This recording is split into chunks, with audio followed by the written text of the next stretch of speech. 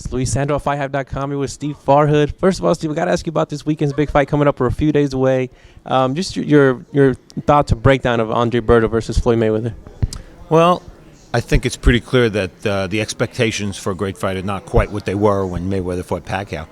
But because the expectations aren't quite as good, we may be pleasantly surprised. If you look at Andre Berto's history, now granted he wasn't fighting Floyd Mayweather, but if you look at his history, he's usually in pretty exciting fights. Somehow he has to do what so many others have tried to do, which is make Mayweather fight an exciting fight. You know, a lot of people didn't think Mayweather-Pacquiao was the most exciting fight. Do you feel this one will give us more of, what people were expecting, a little more back and forth, a little bit more action between both guys? I think so. Andre Berto, we spoke to him today at the fighter meetings. He's extremely relaxed. I promise you that the moment will not swallow him. He's very relaxed. He said he's been thinking about fighting Floyd Mayweather since he turned pro. I think he's going to give it his best. I have a lot of confidence in his trainer, Virgil Hunter.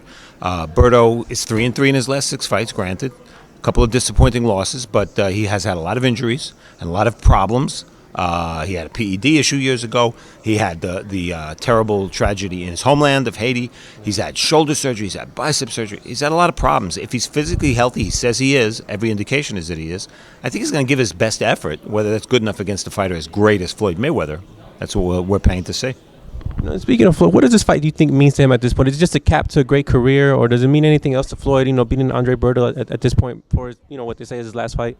Well, he says it's his last fight. We'll see if that's true, of course. But because of that 0 on his record, this fight is very important, as every fight before it has been important. When you're 14-3 and that you have your 18th fight, it's not really all that important. You win, great. You lose, you're 14-4.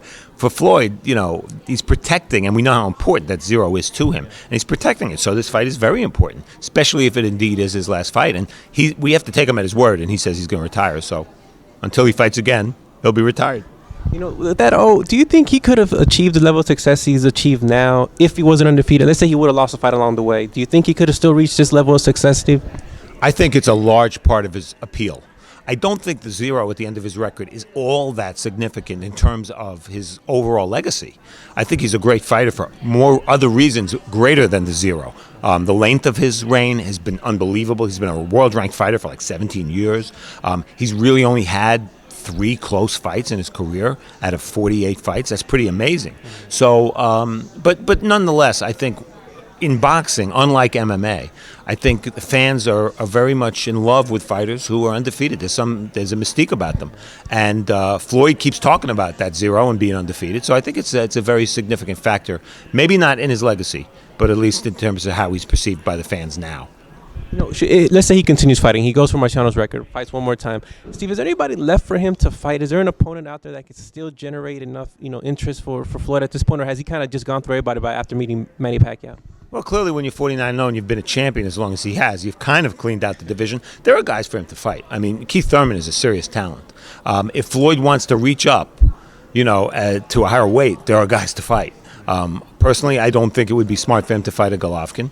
I think Floyd's a relatively small welterweight. So as appealing as that fight would be, because you'd say, well, Golovkin would have a great chance of beating him, I don't know how realistic it is. But if he goes away, if Floyd retires for a while, it will give time for other fighters like a Thurman, like an Errol Spence, like a whoever, Sean Porter, to develop that much more, to get that much higher of a profile, especially since so many of them are going to be fighting on free TV. They can be that much higher so that they elevate themselves to a point where they become possible Floyd opponents.